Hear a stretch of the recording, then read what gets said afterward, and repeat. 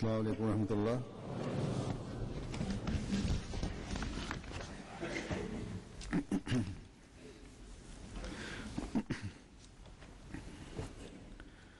अशहदु अल्ला इलाहा इल्लल्लाह वहदहु ला शरीका लहु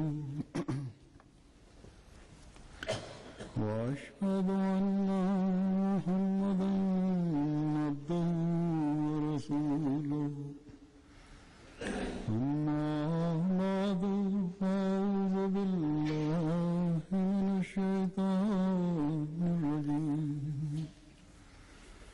बिस्मिल्लाहिर रहमानिर रहीम। अल्हम्दुलिल्लाहि रब्बिल आलमीन अर्रहमानिर रहीम मालिकि यौमिद्दीन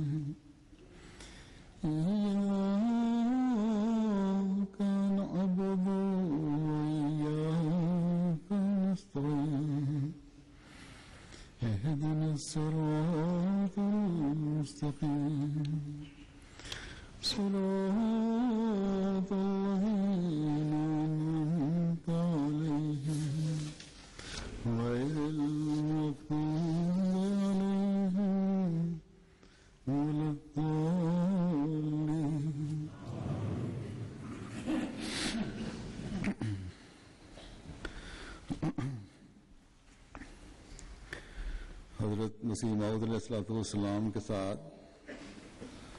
Dieu a fait la promesse au Messie premier alayhi salam que sa Jamaat va progresser et tout Ahmadi et même les adversaires des Ahmadis sont en train de voir l'accomplissement de ces prophéties. Aujourd'hui, par la grâce de Dieu, quand vous visitez un pays quelconque, là-bas vous allez voir des Ahmadis, même s'il n'y en a que quelques-uns.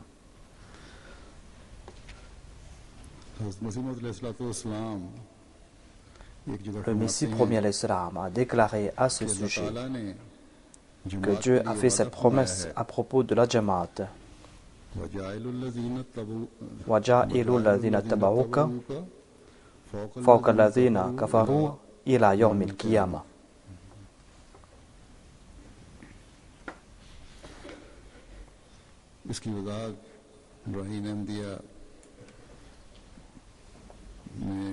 Il a expliqué cela dans son ouvrage Barahin Ahmadiyya en ces termes. Il a dit: Dieu déclare que ceux qui vont te suivre, c'est-à-dire ceux qui seront les véritables suivants d'Allah et de son prophète, je leur accorderai le dessus sur leurs adversaires jusqu'au jour dernier,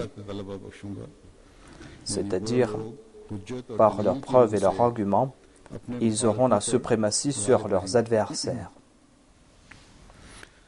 Le Messie premier alayhi salam a déclaré à ce sujet, après avoir évoqué cette première partie de la révélation,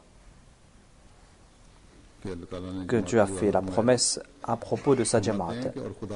Et il dit que la promesse de Dieu est vraie. L'on est en train de mettre la semence en terre. Il avait prononcé ces paroles en octobre 1902. Il dit que on est en train de mettre la semence en terre. Il demande quels sont les désirs de nos adversaires et quel est le décret de Dieu. Ils pourront savoir cela s'ils réfléchissent. C'est-à-dire, si l'on veut connaître le désir de Dieu, ils doivent réfléchir et ils vont comprendre cela immédiatement. Il déclare aussi, s'ils réfléchissent, ils vont comprendre qu'ils sont en train d'échouer dans leur complot. Ensuite, il déclare, s'il n'y avait pas cette animosité, il n'y aurait pas eu de progrès miraculeux. C'est-à-dire qu'il n'y aurait pas eu d'aspect miraculeux dans ces progrès, car les miracles brillent davantage avec l'opposition et l'affrontement. Nos ennemis sont en train de faire des efforts pour nous détruire, Ils n'acceptent même pas de répondre à nos salutations. Et en aparté, ils tiennent des propos haineux à notre égard. Aujourd'hui, cette haine a atteint son comble. Au grand jour, l'on est en train de proférer ces injures, et tout cela a outrepassé les limites. Voilà donc l'œuvre de ces adversaires de la communauté Ahmadiyya. Le Messie premier l'Islam a déclaré que, d'autre part, Allah est en train de faire grandir cette Jamaat de façon miraculeuse. Si ce n'est pas un miracle, alors c'est quoi? Est-ce là notre œuvre? Est-ce là l'œuvre de notre Jamaat? Non, il n'en est pas ainsi. C'est là l'œuvre de Dieu. Et personne ne peut connaître la profondeur ni le secret de cette œuvre. Il déclare que c'est là l'œuvre de Dieu et ses paroles sont merveilleuses. Ainsi, quotidiennement, nous sommes en train de voir le soutien merveilleux de Dieu. Des gens de bonne nature sont en train d'embrasser la communauté Ahmadiyya. Et quotidiennement, la Jamaat est en train de grandir. Dieu est en train de bénir les personnes et les biens de la Jamaat.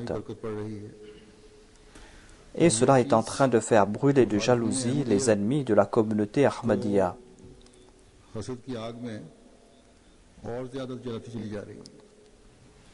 Quotidiennement, on reçoit des nouvelles du Pakistan que leur animosité, leur haine, leur jalousie les ont rendus aveugles à tel point qu'ils sont en train d'altérer les photos du Messie premier alayhi salam,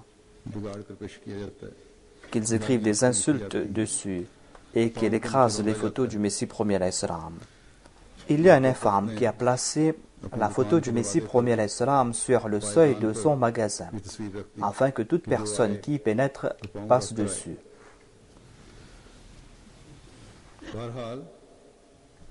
Voilà donc comment agissent ces personnes. Mais il y a aussi parmi les pouvoirs publics des personnes de bonne nature.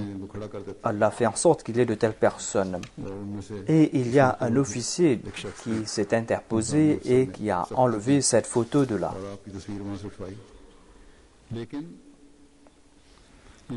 Mais ses ennemis doivent comprendre que c'est là l'œuvre de Dieu. Allah accorde son soutien à son bien-aimé. Il a un sens de l'honneur pour son bien-aimé. Certainement, puisqu'il a un sens de l'honneur pour son bien-aimé, il va se venger de ces personnes qui commettent des actes aussi infâmes. Certainement, ces personnes, ainsi que leurs chefs, seront les signes de la colère de Dieu. Et un temps viendra quand non seulement les photos de ces personnes, mais ces personnes elles-mêmes seront piétinées et seront piétinées davantage. Les Ahmadis sont en train de faire preuve de patience et sont en train de prier. Voilà nos enseignements. Ces ennemis peuvent, dans leur orgueil, faire ce bon il leur semble, peuvent user de tout moyen pour blesser nos cœurs. Nous ne prenons pas la loi entre nos mains et jamais nous n'allons prendre la loi entre nos mains. Mais comme je l'ai dit, nous allons faire preuve de patience, nous allons prier et nous allons continuer à agir ainsi, Inch'Allah. Voilà ce qui sied à un Ahmadi. Les Ahmadis doivent faire briller davantage cet éclat, en particulier ceux qui sont au Pakistan. Ils doivent prier avec plus d'ardeur, car c'est la prière qui est notre seule arme. En sus de cela, nous n'avons pas d'autre arme qui pourra être efficace. Certaines personnes disent que l'on doit faire ceci ou cela, mais avant d'agir, l'on doit pousser à leur apogée nos prières. En tout cas, je parle aujourd'hui à propos du progrès de la communauté Ahmadiyya et comment Allah est en train d'accorder son soutien à la communauté. et comment il a apporté une révolution dans la vie de ces personnes qui sont de bonne nature. Quant à ces personnes qui ont le moindre amour pour l'islam, quant à ces personnes qui sont le moindrement intéressées par la foi, en tout cas ces personnes sont attirées vers le Messie promis à l'islam. Dieu est en train de guider ces personnes. Mais même ces gens de ce bas monde, ceux qui ne sont pas intéressés par la religion, parmi lesquels il y a ceux qui ne croient même pas en Dieu, même ces personnes sont contraints de réfléchir et de dire que cette Jamaat est en train de progresser à chaque instant.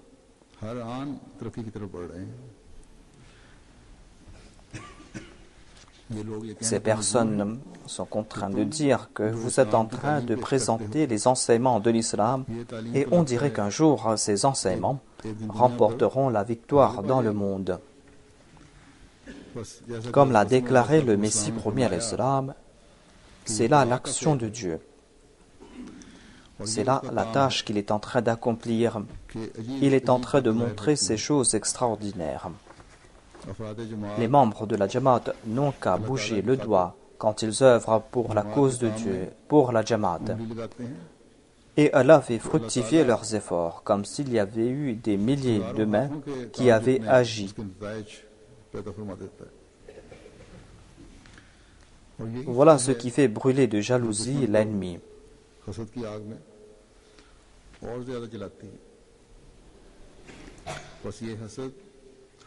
Ils n'ont pas cette jalousie à notre égard.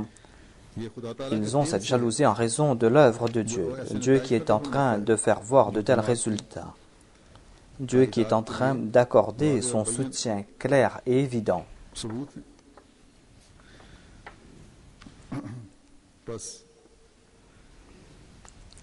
Ainsi, je m'adresse à ces adversaires, je leur dis qu'ils sont en train de s'affronter à Dieu. Mais personne ne pourra s'affronter à Dieu. C'est pour cette raison que vous devez avoir peur. Ayez peur de Dieu, car ceux qui s'affrontent à Dieu disparaissent à tel point qu'on ne voit même plus leur poussière. En raison de cette jalousie qui éprouve nos adversaires, nous sommes en train de voir pleuvoir les faveurs de Dieu.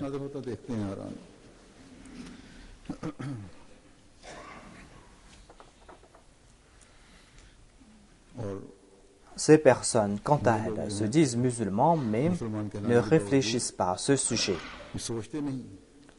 Ces personnes ne comprennent pas que la Jamaat Ahmadiyya a pour tâche de présenter les enseignements sublimes de l'islam aux autres.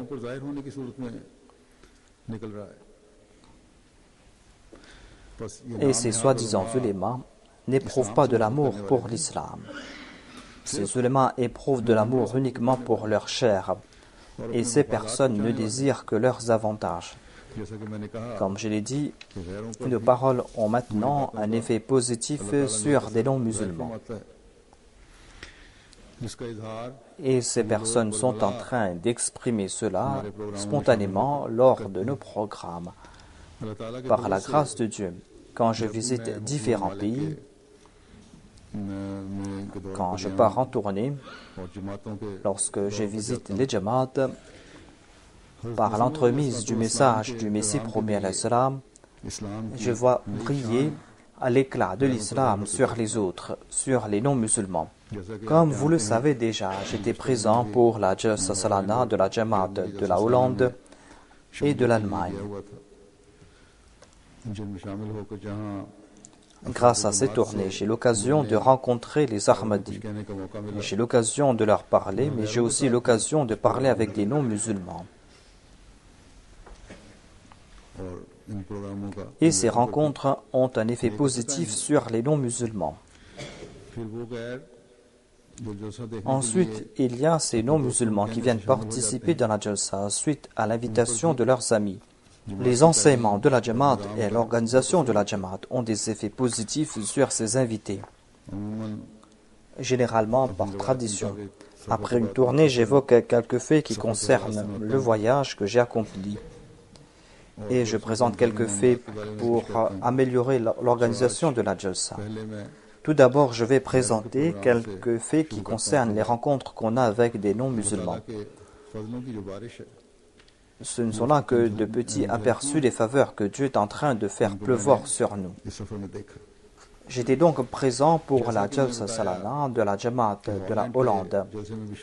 Et ce fut après plusieurs années que j'étais présent pour leur Jalsa.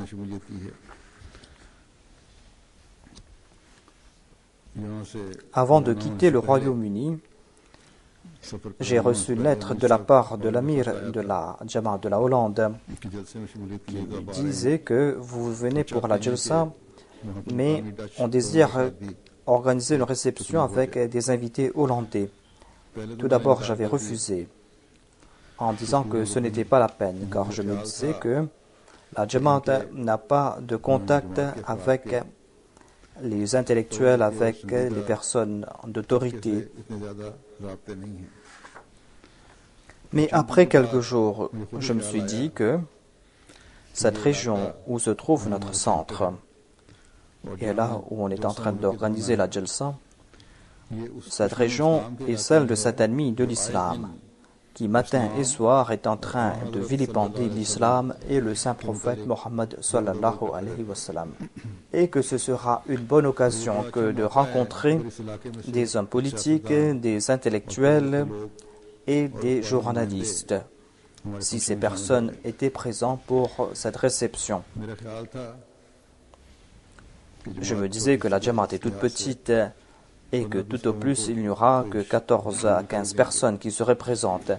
Mais par la grâce de Dieu, il y avait plus d'une centaine de personnes qui étaient présentes pour cette réception, parmi lesquelles il y avait des députés de la région, il y avait aussi le maire de la ville, il y avait aussi des hommes politiques, il y avait aussi des intellectuels. Et à notre grande surprise, il y avait les journalistes de 2 journaux nationaux,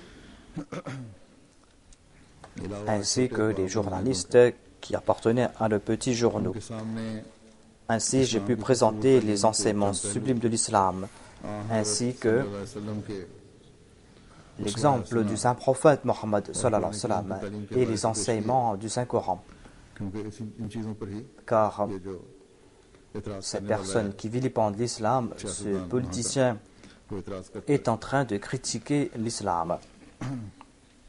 Le maire et le député de la région se sont adressés à l'assistance et ont parlé à propos de la tolérance, de la liberté de culte. Comme je l'ai dit, par la suite, j'ai parlé à propos des enseignements de l'islam et l'exemple du saint prophète Mohammed paix sur lui. Par la suite, le député m'a parlé et les enseignements sublimes de l'islam l'avaient fortement impressionné. Comme je l'ai dit, je croyais que la Jamaat de la Hollande n'avait pas de contact avec des hommes politiques de la Hollande.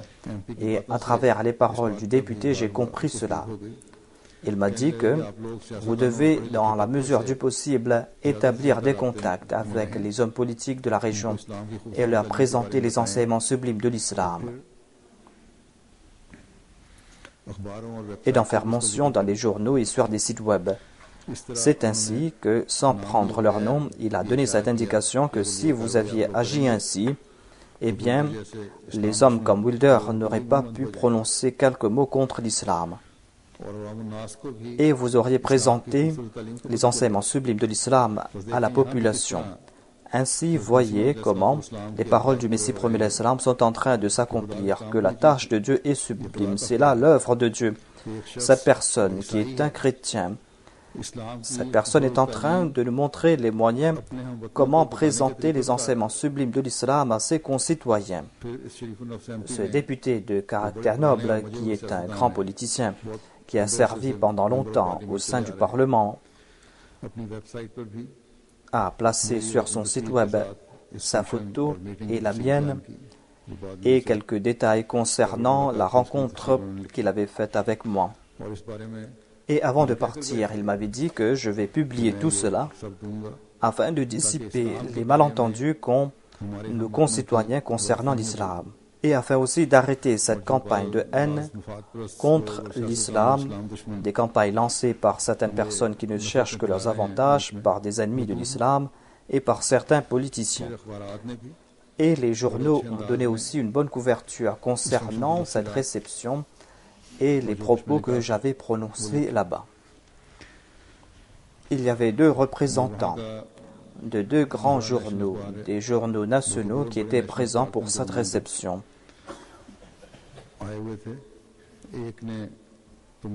Il y a un de ces journalistes qui m'a interviewé pendant quelques minutes. Lorsqu'il avait posé plusieurs questions, je lui ai dit que moi aussi j'ai une question. La question est que la région où nous nous trouvons aujourd'hui, où se trouve Nunspit et où il y a aussi notre centre, cette région est appelée la ceinture de la Bible en Hollande. Il y a des gens ici qui connaissent quelque chose à propos de la foi. Comparé aux autres régions de la Hollande, il y a un plus grand nombre de personnes qui portent à l'église dans cette région. Vous attendez la deuxième venue de Jésus-Christ et vous avez présenté quelques signes. Et selon vous, ce temps est venu. Au contraire, ce temps est passé concernant la deuxième venue de Jésus-Christ. Mais Jésus-Christ n'est pas encore venu. Celui qui est venu, nous l'avons accepté comme le Messie promis. Méditez sur son avènement. En prononçant ces quelques paroles, j'ai vu que son visage était tout rouge, mais il a souri et il n'a rien dit. Après cela, je me suis dit que peut-être il ne va pas donner une bonne couverture concernant notre réception, et même s'il publie quelque chose, peut-être qu'il ne va pas présenter toutes les vérités. Mais le lendemain, je fus fort étonné, et les membres de la Jamaat aussi furent fort étonnés de constater que non seulement qu'il avait publié un article à ce sujet, mais sur la première page, il avait placé ma photo. Et à l'intérieur, il avait publié un article sur plus d'une page à propos de cette réception. Et il avait publié des détails concernant la Jalsa, concernant les enseignements de l'islam. C'est un journal national qui est à fort tirage et il y a des centaines de milliers de personnes qui le lisent. Ainsi, grâce à ce journal, l'on a pu transmettre les enseignements sublimes de l'islam aux gens de ce pays.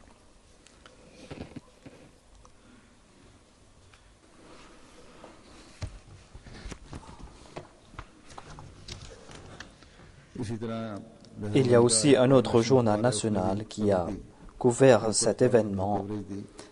Et il y a aussi des journaux locaux qui ont publié des articles à ce sujet. Je vais présenter quelques parties de ces articles.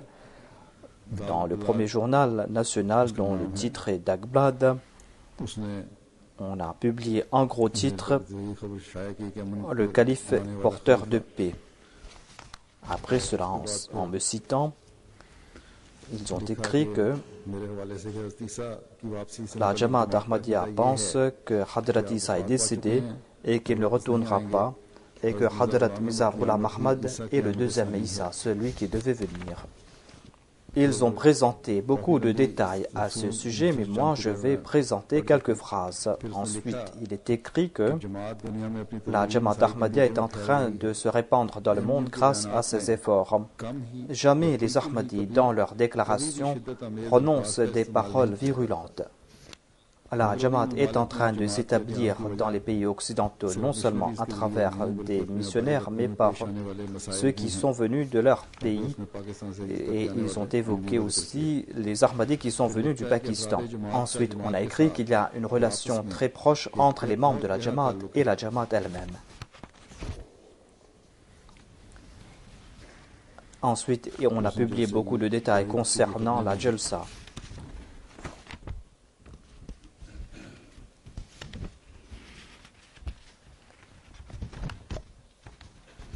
Et en me citant dans l'article, ils ont dit que j'ai déclaré que le calife a remercié ceux qui étaient présents.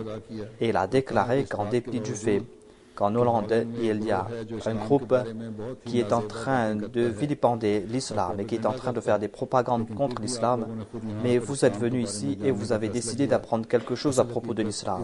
La chose essentielle, c'est le respect et d'établir la paix.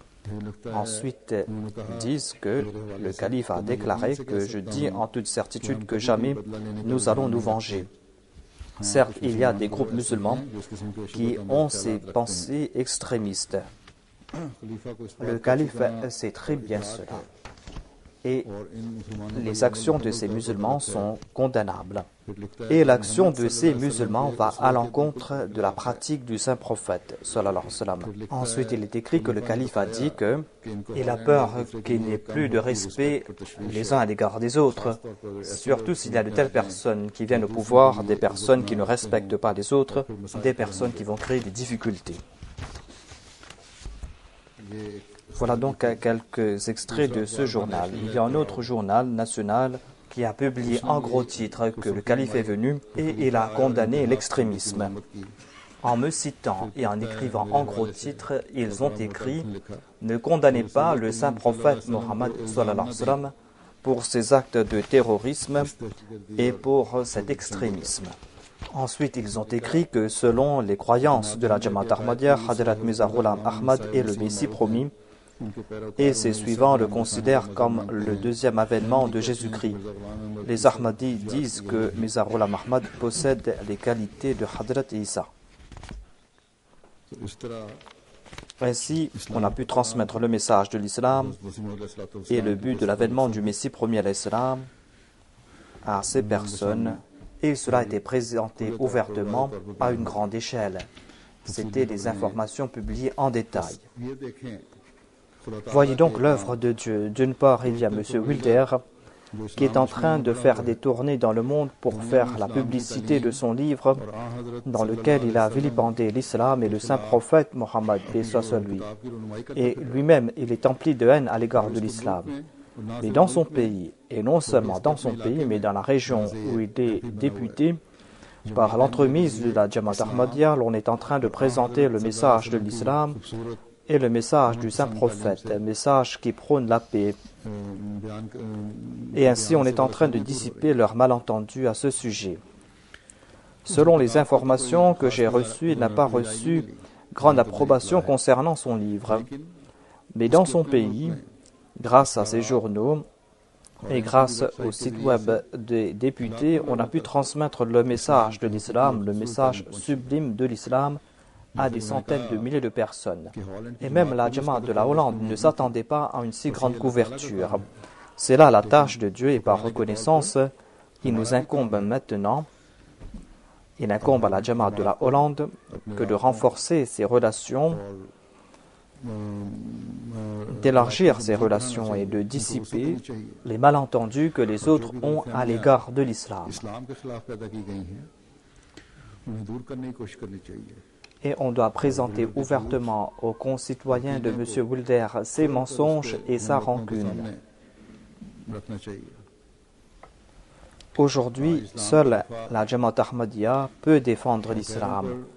Seule la Jamaat Ahmadiyya peut lancer ses assauts en usant de ses arguments.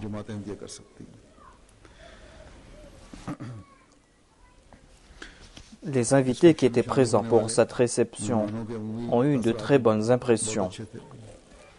Notre missionnaire de la Norvège qui était présent là-bas a parlé avec une personne qui lui a dit que nous voulons entendre davantage à propos de l'islam.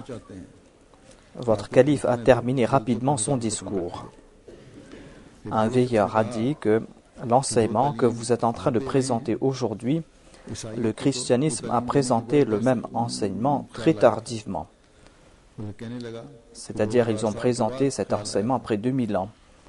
Il voulait dire par cela que les chrétiens, les différents groupes chrétiens, se sont entretués pendant longtemps. Il y a eu des troubles pendant longtemps. Ils se sont affrontés pendant longtemps. Et ce n'est que maintenant qu'ils ont pu établir la paix. Mais vous avez fait des efforts rapidement pour répandre la paix. C'était là son point de vue à lui. Il ne savait pas que cela n'a pas débuté aujourd'hui, mais que ces enseignements ont été offerts par le saint prophète Mohammed, paix soit lui, 1400 ans de cela. Et c'est à l'époque qu'on avait jeté les bases de ces enseignements. Ainsi, grâce à cette réception, on a pu dissiper les malentendus de ces personnes à propos de l'islam. qu'Allah fasse qu'il y ait des résultats positifs à l'avenir et que ce peuple accepte l'islam et qu'il se mette sous la bannière du saint prophète Mohammed sallallahu alayhi wa sallam. Mais comme je l'ai dit, les membres de la Jamaat doivent faire beaucoup d'efforts à ce sujet. Après la Hollande, il y a eu la Jalsa de la Jamaat de l'Allemagne. Vous avez regardé cela sur la MTA. En Allemagne, il y a d'une part les occupations qui concernent la Jalsa, et ensuite, au cours de chaque tournée, il y a l'ouverture des mosquées où il y a des poses de première pierre de chaque mosquée. Au cours de cette tournée, j'ai fait l'ouverture d'une mosquée et j'ai fait la pose de la première pierre de 3 nouvelles mosquées. Généralement, après la pose de la première pierre, on bâtit la mosquée au cours d'un délai d'1 an. Qu'Allah accorde davantage l'occasion à la Jamaat de l'Allemagne.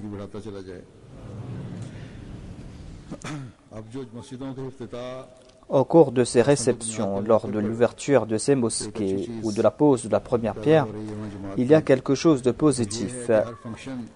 Au cours de chaque réception, il y a des gens de la société qui sont présents, parmi lesquels il y a des intellectuels, le maire adjoint, des officiers ou d'autres personnes qui y sont présentes. Auparavant, cela ne se faisait pas en Allemagne, mais en tout cas ici, lors de l'ouverture de chaque mosquée, on invite ces gens. Ainsi, ils ont compris cela là-bas aussi. Et cela est quelque chose de très important pour faire connaître la Jamaat Ahmadiyya, pour présenter les enseignements sublimes de l'islam et pour prêcher son message. Notre tâche à nous, c'est de présenter les enseignements sublimes de l'islam au monde et d'inviter le monde vers la vérité. Avec la construction de chaque mosquée, on élargit davantage le champ pour l'établir. Et j'ai tout le temps dit aux membres de la Jamaat que suite à cette renommée, et face au fait que le champ s'est élargi pour l'établir, ils ont davantage de responsabilités. Il est important d'être un modèle des enseignements de l'islam.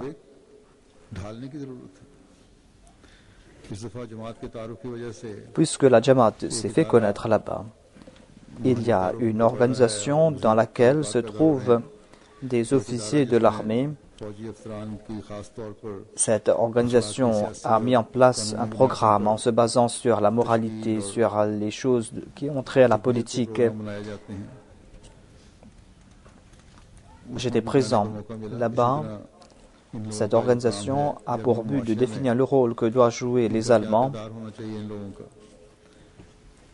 C'est une organisation qui a collecté des informations concernant le monde, concernant la culture, concernant aussi les différentes religions.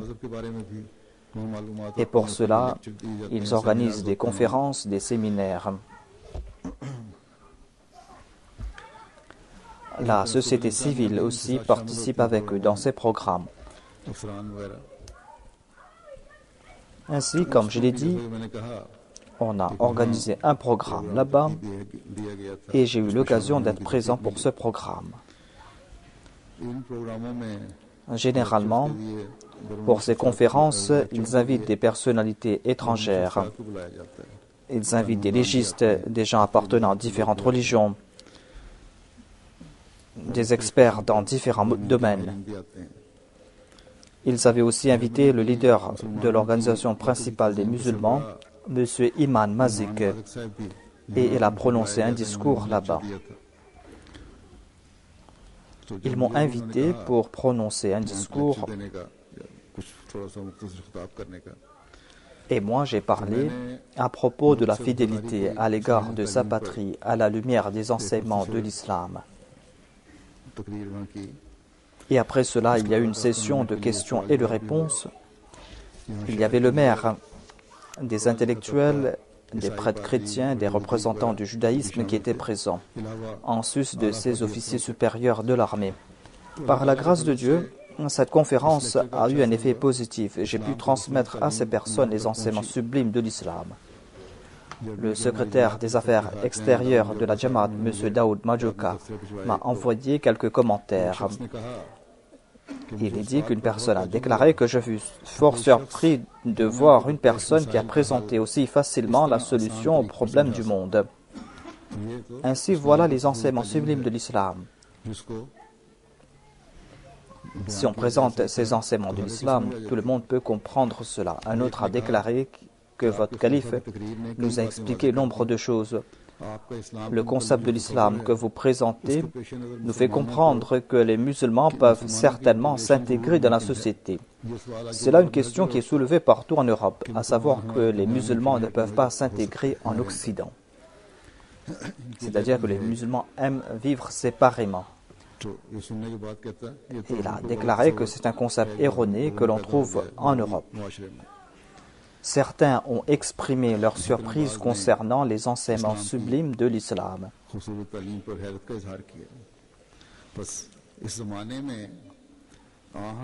Ainsi, c'est la tâche des suivants du Messie premier l'islam, cet amoureux parfait du saint prophète, que de présenter les enseignements sublimes de l'islam aux autres et de fermer ainsi la bouche de ceux qui critiquent l'islam. La plupart de ceux qui m'ont rencontré m'ont dit, et ont dit à aussi ceux qui étaient présents, de leur offrir le texte de ce discours. La Jamaat de l'Allemagne va traduire cela en langue allemande et va leur envoyer cela. Ensuite, au cours de la Jalsa de l'Allemagne, il y a un programme permanent, un programme pour lequel on réunit des Allemands ou des non-musulmans ou des non-Ahmadis. Il y avait entre 5 à 600 personnes qui étaient présentes pour ce programme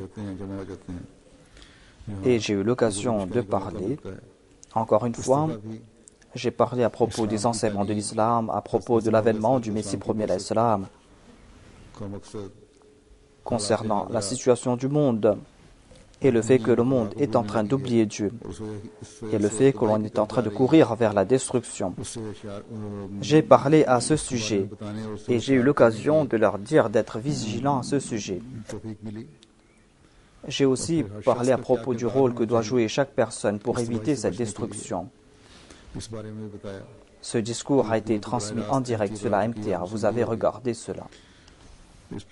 Comme je l'ai dit, il y avait plus de 500 personnes d'origine allemande, des non-musulmans, des non-ahmadis qui étaient présents. Cette session a eu un effet positif. Ensuite, j'ai rencontré des non-ahmadis qui étaient venus de différents pays et la plus grande délégation était de la Bulgarie. Environ 80 personnes étaient présentes de la Bulgarie, parmi lesquelles il n'y avait que 13 ou 14 Ahmadis. La majorité d'entre eux étaient que des non-Ahmadis, il y avait quelques chrétiens aussi. En tout cas, la plupart de ces personnes étaient impressionnées par le programme, par la discipline. Tous les ans, il y a un nombre plus important de personnes qui viennent de ces différents pays et de la Bulgarie aussi. Généralement, ces personnes sont fort impressionnées par la Jalsa. Et cette rencontre est un moyen pour ouvrir les cœurs de certains.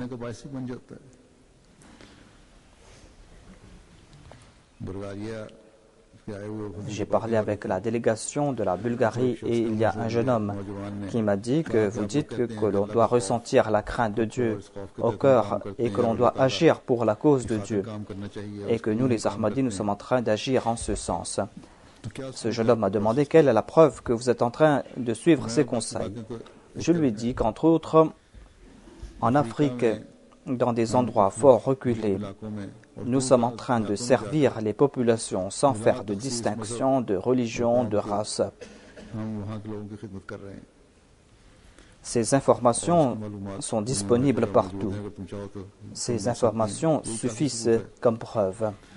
Nous ne leur demandons rien à ces personnes.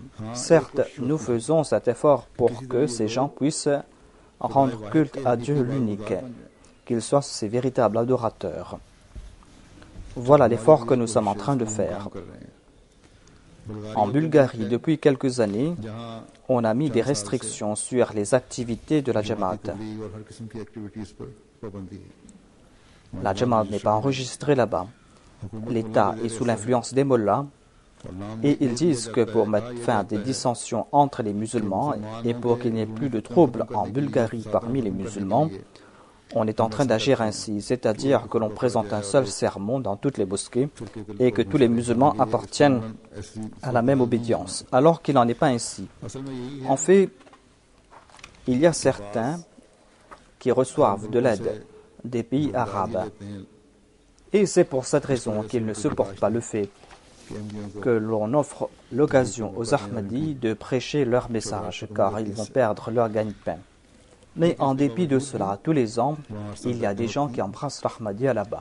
Il y a aussi des Ahmadis qui sont venus de Malte, de la Turquie, de l'Espagne, de la Bosnie, et on a rencontré aussi des non-Ahmadis. Par la grâce de Dieu,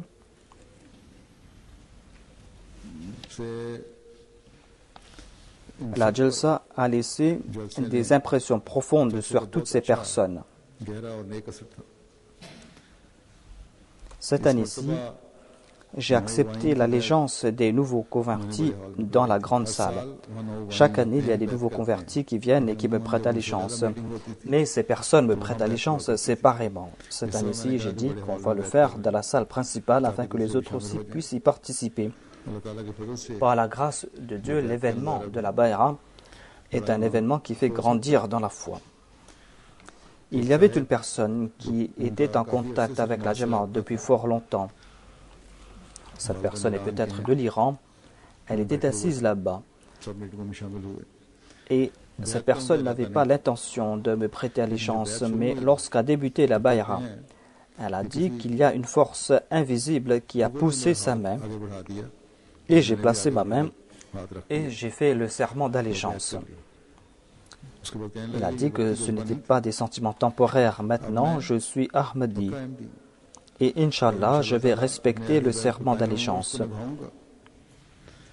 Il y a en moi une nouvelle ardeur. Qu'Allah fasse que toutes ces personnes puissent progresser dans leur foi. Et que les bénédictions qu'ils ont acquises au cours de la Jalsa soient permanentes.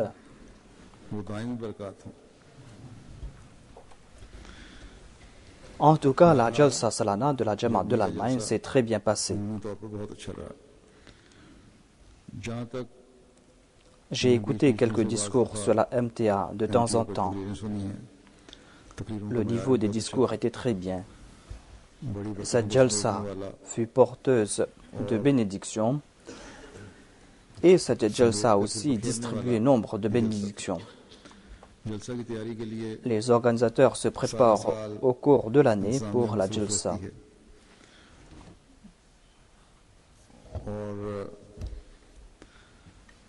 En dépit du fait que tout se fait sous un seul toit,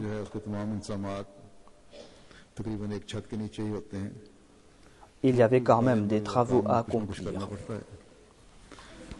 Cette année-ci, il y avait des demandeurs d'asile du Pakistan qui ont travaillé d'arrache-pied. Les organisateurs ont dit que si on avait besoin de 200 personnes, 400 volontaires se présentaient. Qu'Allah fasse qu'après avoir eu leur droit de séjour, ils maintiennent la même ardeur.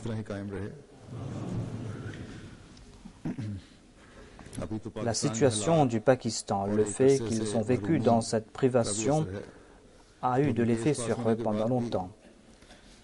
Mais après avoir eu le droit de séjour, la vraie reconnaissance envers Dieu va requérir de leur peur qu'ils ne soient pas négligents concernant l'adoration de Dieu et qu'ils n'oublient pas la Jamaat pour des occupations mondaines et qu'ils soient toujours fidèles envers le califat et qu'ils éprouvent toujours cet amour pour le califat. Chaque année, nous sommes en train de faire de nouvelles expériences à ce sujet. Qu'Allah fasse que cette relation se renforce davantage. Je dois maintenant présenter quelques faits concernant l'organisation de la Jalsa, car là-bas je n'ai pas eu l'occasion d'en parler. Et ces paroles auront aussi de l'avantage pour toute la Jamaat. Globalement, tout s'est très bien passé au cours de la Jalsa, mais quand il y a de tels événements à grande échelle, il y a aussi des doléances de la part de certains. J'avais fait mention de cela lors de mon premier sermon en Allemagne. Il y a des griefs concernant certains départements. Il y a le département de l'hospitalité qui est très important. Soit qu'il n'y avait pas assez de quoi à manger, soit que le système mis en place par les bénévoles n'était pas effectif et les gens ont dû attendre longtemps et certains devaient partir à l'extérieur pour acheter leur repas au lieu de se mettre dans les files. Telle était la situation aussi parmi les femmes. Et certains des bénévoles, hommes et femmes, n'ont pas eu de quoi à manger aussi. Et les femmes ont dû faire leur propre arrangement. Si le premier jour, ou si à un moment donné, on a fait face à une telle situation, c'était la tâche de l'officier de la Jalsa Salana et celle de ses organisateurs que de prendre des mesures effectives, d'en connaître les raisons. Peut-être qu'ils ont fait des efforts à ce sujet, mais on n'a pas vu les résultats escomptés. Et il y a eu les mêmes manquements jusqu'au dernier jour.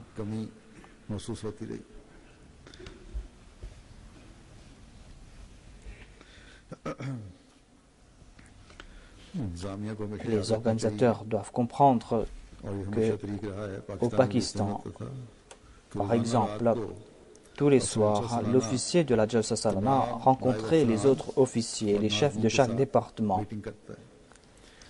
Et ainsi, il analysait la tâche accomplie dans chaque département et on examinait s'il y avait des manquements et comment pallier ces manquements.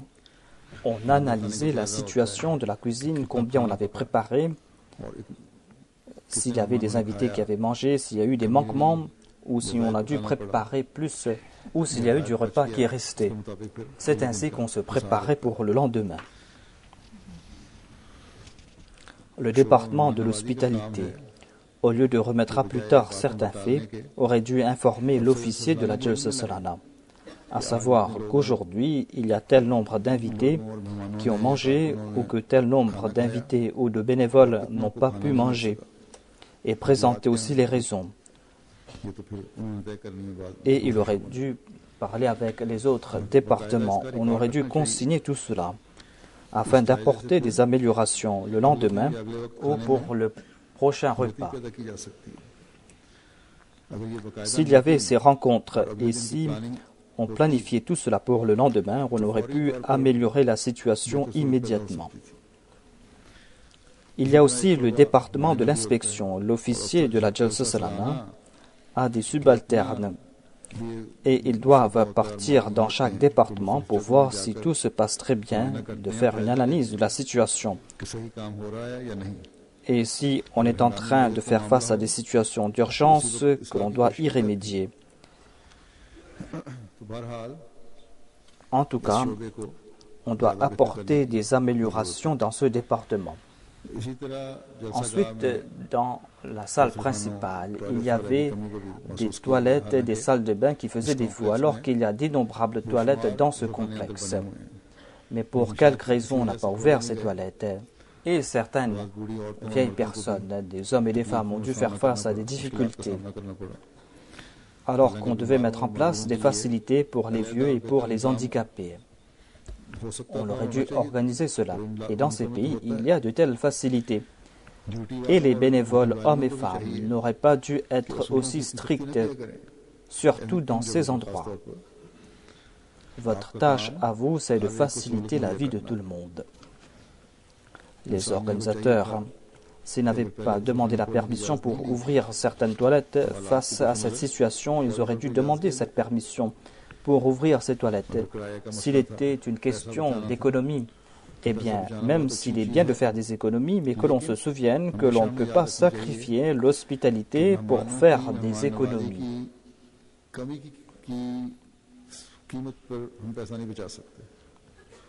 On ne peut pas sacrifier l'hospitalité pour faire des économies.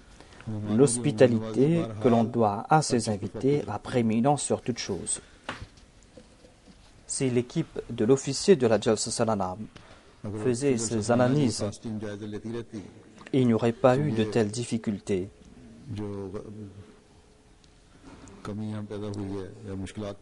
et les gens n'auraient pas dû faire face à de telles difficultés. Ensuite, il y a eu des doléances de la part des invités venus de l'extérieur. Il y avait des nouveaux convertis qui étaient venus d'autres pays d'Europe et personne ne s'est occupé d'eux. Et certains sont retournés en colère. Tout d'abord, les amirs, le missionnaire, les responsables de ces pays auraient dû accompagner ces personnes et auraient dû soutenir ces personnes. S'ils ne les avaient pas accompagnés, ils auraient dû fournir à ces personnes les détails à ce sujet, les informations nécessaires afin qu'ils puissent rencontrer ces personnes. Ensuite, le département de l'hospitalité, le département de l'accueil et du logement aurait dû établir des contacts avec ces personnes dans le parking. Ainsi, les nouveaux convertis et les invités qui sont venus, on aurait dû faire des arrangements pour leur transport retour. Mais il n'y avait pas d'arrangement de transport pour eux. Certains ont dû attendre jusqu'à 11 heures du soir. Alors que le département de l'accueil devait fournir le transport à ces personnes. Ainsi, s'il y a quelques personnes qui ont souffert en raison de ces lacunes, eh bien, l'on doit remédier à cette situation, on doit corriger cela à l'avenir. On a déjà entendu les récits concernant le Messie premier l'Islam, comment il a traité ses invités, comment une fois il y avait des invités de Manipur. Lorsqu'ils sont arrivés dans la cuisine, les responsables leur ont dit de descendre eux-mêmes leurs bagages. Mais ces invités étaient en colère et ils sont partis.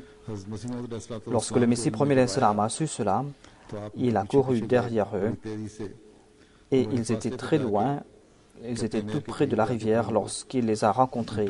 Ces invités étaient dans une voiture. Le Messie premier l'Islam les a arrêtés et les a fait revenir et lui-même a fait descendre leurs bagages. Voilà l'exemple de l'hospitalité qui est devant nous. Et nous devons tout le temps avoir cela en tête. Et tout Ahmadi, tout département de l'Jamaat doit avoir cela en tête. Ainsi, nous allons devoir rehausser le niveau dans ces domaines. Dans mon premier sermon en Allemagne, j'ai attiré leur attention à ce sujet en passant. S'il avait médité à ce sujet, eh bien, il n'y aurait pas eu ces lacunes, où certaines personnes n'auraient pas souffert. C'est en raison de ces lacunes que les tâches louables accomplies par les organisateurs n'ont plus d'effet. Il y a des jalsa dans le monde entier, il y aura aussi la jalsa au Royaume-Uni, Inch'Allah, qu'on appelle la jalsa centrale. Ainsi, ici et dans les autres pays, les organisateurs doivent prendre en considération ces points, doivent avoir en tête ces points. Ils ne doivent pas croire que cela s'est passé là-bas et que cela ne va pas se passer chez nous. Ainsi, on doit combler sa lacune partout, afin que la jalsa laisse de bonnes impressions partout. À propos des dames en général, dans la salle principale, il y avait du silence. Mais dans la salle où se trouvaient les enfants, selon le rapport, et j'en ai fait mention auparavant, les dames faisaient beaucoup plus de bruit que les enfants, alors qu'il ne doit pas en être ainsi. À l'avenir, on doit prendre des précautions à ce sujet. En tout cas, comme je l'ai dit, en dépit de tout cela, en général, la jalsa s'est très bien passée. Le programme s'est très bien passé, il y avait de très bons discours, les gens étaient emplis d'ardeur. Qu'Allah fasse que ces bénédictions soient toujours permanentes. Toute personne présente pour la jalsa doivent être reconnaissants envers les bénévoles, ceux qui ont consacré leur temps, ceux qui ont fait des efforts. Qu'Allah récompense toutes ces personnes. Et les bénévoles, hommes et femmes, doivent être reconnaissants envers Dieu, car Allah leur a donné l'occasion de servir les invités du Messie premier alayhi salam. Qu'Allah fasse que toutes ces personnes et que tout Ahmad